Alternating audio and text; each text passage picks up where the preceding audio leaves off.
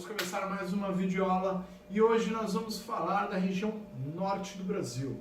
Região norte que é dividida em 7 estados. São eles: Amazonas, Acre, Rondônia, Amapá, Roraima, Pará e Tocantins. Todos esses estados abrangem aproximadamente 3.800.000 km², praticamente a metade do território brasileiro. Agora, se nós falamos da Amazônia, nós estamos falando de uma região bem maior do que aquela encontrada no território brasileiro, a região norte. A Amazônia abrange uma região natural existente na América do Sul, né, que extrapola os estados do norte brasileiro e extrapola as fronteiras nacionais. Né? Então, eu estou falando aí de uma vegetação predominantemente composta pela floresta amazônica. Né? Então, ela extrapola, ela avança aí, territórios de outros países da América do Sul. Conhecida também como Amazônia continental ou pan-amazônica. Outra denominação também que existe para a região é a Amazônia Legal, composta por todos os estados que possuem aí a floresta amazônica, né, ou parte do estado também que tem aí um pouco dessa floresta amazônica, já passa a pertencer à Amazônia Legal. E qual que é a diferença? Bom, esse foi um termo criado pelo governo para promover algumas políticas de desenvolvimento para a região. Então, todos os estados que possuem aí, ou na maior parte, ou em parte do seu território, a floresta amazônica, pertencem aí à Amazônia Legal. Então, vamos criar políticas ou para preservar a floresta, ou para fazer um projeto de reflorestamento, criação de parques. Né? Então, dessa forma, eles criaram esse termo, Amazônia Legal. Bom, galera, sobre a floresta amazônica, eu estou falando aí de uma floresta extremamente densa, né? Onde as temperaturas são extremamente elevadas e o clima é muito úmido, chove bastante lá. É uma floresta considerada pluvial, né? Formada aí graças à ação da chuva, e os seus rios eles são considerados pluviais e nivais, né? Por conta da chuva e por conta também do derretimento das neves, das geleiras, das cordilheiras dos Andes. A floresta amazônica ela possui 3 degraus de vegetação. Isso mesmo, degraus. Por que degraus? Porque isso está ligado, o tipo de vegetação estão ligados aí às diferentes altitudes existentes na região. Bom, esses 3 degraus dão origem a 3 tipos diferentes de matas: a mata de terra firme, a mata de várzea e a mata de igapó. A mata de terra firme, como o próprio nome está dizendo aí, né, ele dá uma dica que é uma mata que nunca sofre com as enchentes, com os alagamentos da região.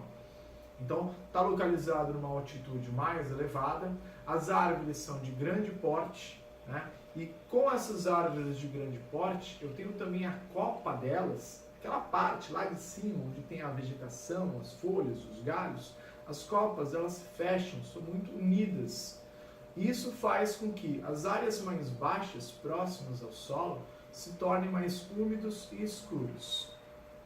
Já a mata de várzea, ela vai sofrer de enchentes nas épocas de chuvas.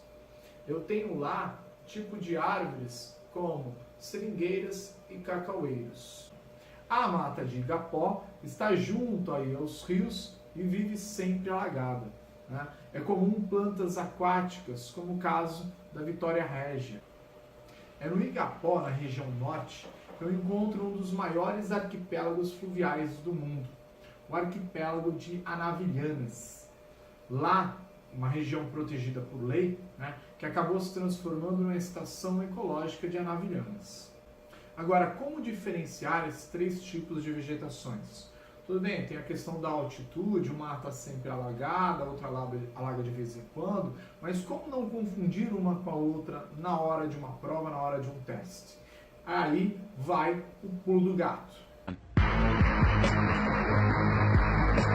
A dica é a seguinte: primeiro, a mata de terra firme, o próprio nome já dá aquela dica, né? Que é uma mata de terra firme, que não alaga, que, enfim, eu tenho uma altitude mais elevada ali, né? Mas o próprio nome já está dando essa dica. Agora, quando eu falo de várzea e de igapó, é aí que está o problema. Como não são palavras usuais no nosso dia a dia, nós acabamos tendo aquele branco na hora da avaliação. Então, como que eu vou fazer para não me confundir nunca mais? Simples. Escreva com letra cursiva, várzea, e depois escreva igapó. A palavrinha várzea, ela vai ter somente uma perninha para debaixo da linha. A mata de igapó vão ter duas perninhas. Então, aquela que tiver uma perninha para baixo vai sofrer alagamento uma vez por ano, na estação da chuva. Aqui tiver duas perninhas, eu tenho um alagamento o ano todo. Então, dessa forma, né, sempre que pintar aquela dúvida na hora da prova, façam isso. Escrevam com letra cursiva as duas palavrinhas e vejam qual que alaga somente uma vez por ano e qual que está sempre alagada. Vocês nunca mais vão ter problema de confundir uma com a outra, ok?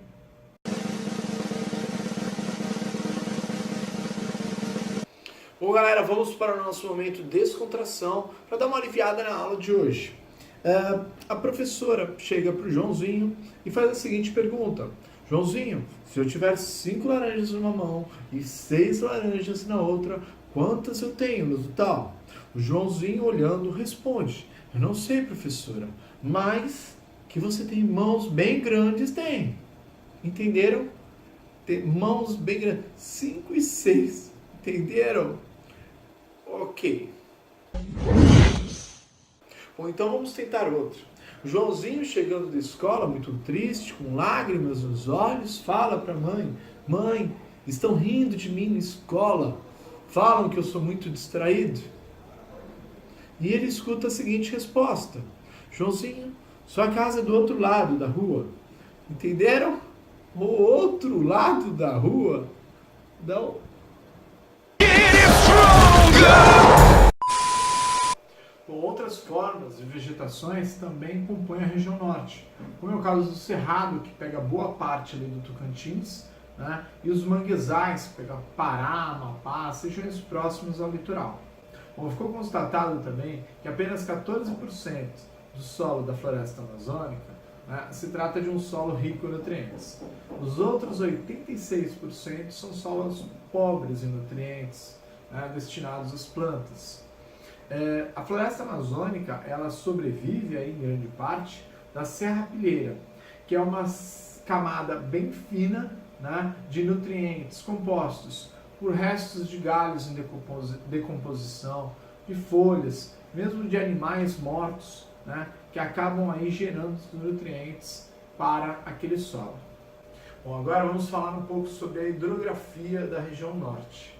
Além da floresta amazônica, uma outra característica marcante daquela região são os seus rios extensos e volumosos, como é o caso do rio Amazonas e do rio Tocantins, né, que dão origem a duas bacias hidrográficas, a do rio Amazonas e a bacia do Tocantins-Araguaia.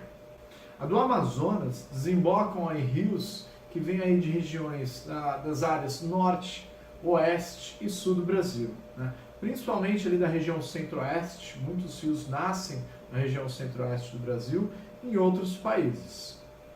Bom, a presença da floresta amazônica e dessas bacias hidrográficas, elas estão intimamente ligadas, na medida que a floresta depende dessas bacias hidrográficas para sobreviverem, né? Boa parte da água que vem das chuvas, ela vem graças a um processo de transpiração e evaporação de água que vem da própria floresta, né, e dos seus rios. Então eu tenho as águas que acabam subindo por conta desse processo, numa floresta, lembrando que é bem quente, né, então essas águas sobem, formando mais nuvens, dando aí uma maior força a nuvens que muitas vezes vêm do Oceano Pacífico, né, e acaba gerando mais chuvas na região. Então, uma está intimamente ligada à outra. Em 2005, houve uma grande seca na região, né, e como é uma região que tem poucas rodovias, onde a população que se utiliza desses rios para navegação, né, para transporte de mercadoria, de pessoas, para abastecimento, né, em 2005, com essa seca, uma grande parte da população se viu ali impossibilitada de se deslocar por conta da seca, que acabou aí fazendo com que muitos rios se tornassem inavegáveis. Bom, então sobre o clima, a região norte do Brasil está localizada numa área intertropical, né, onde eu tenho um clima aí predominantemente bem característico, né, do equatorial úmido. Então eu tenho elevados índices pluviométricos, ou seja, muita chuva, que ultrapassam aí 2.500 milímetros de águas anuais, isso aí é muita chuva, tá? Num processo grande de evapotranspiração, né? Aquele processo de transpiração e evaporação da vegetação, evapotranspiração. Então, um processo muito intenso de evapotranspiração, uma chuva de convecção que ocorre num nível bem elevado, né? Aquela chuva onde o vapor sobe, encontra temperaturas mais baixas em elevadas altitudes, se condensa e cai em forma de chuva, chuva de convecção, né? E por outro lado, por conta da região que está localizada, na região intertropical do planeta Terra, né, eu tenho temperaturas que ultrapassam aí facilmente 27 graus Celsius. Eu tenho baixa amplitude térmica praticamente o ano todo, ou seja, a temperatura varia muito pouco. Bom, em relação ao relevo, eu encontro aí predominantemente formas de relevo do tipo de planícies, depressões e planaltos, tá? Os planaltos, nos planaltos, eu vou encontrar, por exemplo, a Serra dos Carajás, uma área mineradora, uma das mais ricas aí do Brasil, né?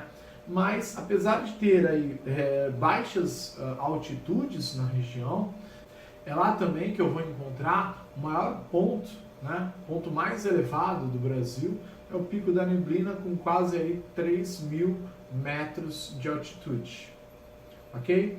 Então, assim, essa foi a nossa aula, que começa aí falando sobre a região norte, principalmente em relação aí a alguns termos utilizados, né, que nós vimos, da questão da floresta amazônica, Amazônia Legal, região norte, e um pouquinho do aspecto físico dessa região, ok? Eu espero que vocês tenham gostado.